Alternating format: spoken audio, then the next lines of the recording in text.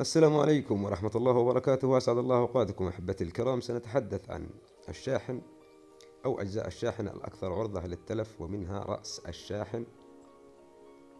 إذا كان لديك وصلة OTG يمكنك الاستغناء عن تلك الرأس وتركيبها، ولكي يتم تركيبها على الشاحن الوصلة الOTG كما ترون، ما عليك سوى إحضار كابلين USB.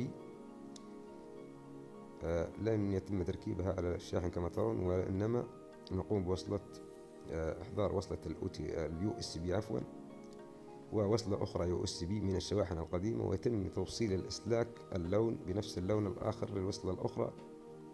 نقوم بتركيبها، والأهم في ذلك هو اللون الأحمر والأسود، أن الأحمر هو الموجب والأسود هو السالب، ونقوم بتركيبها كما تشاهدون.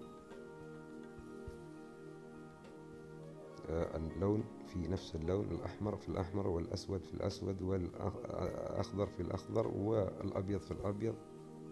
وربما تختلف بعض الكيبلات الخاصة بالUSB للشاحن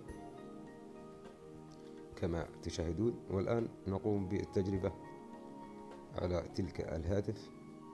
يمكنك شحن جميع الهواتف بتلك الوصلة الOTG.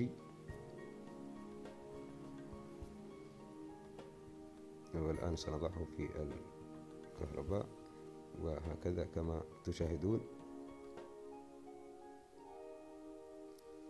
وجاري الشحن كما ترون. سنجربها على هاتف آخر،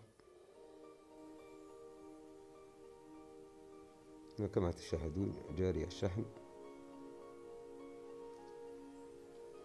هذه يمكنك إذا تم عطب في تلك الوصلات USB، وغالبا ما نقوم بتغييرها كثيرا.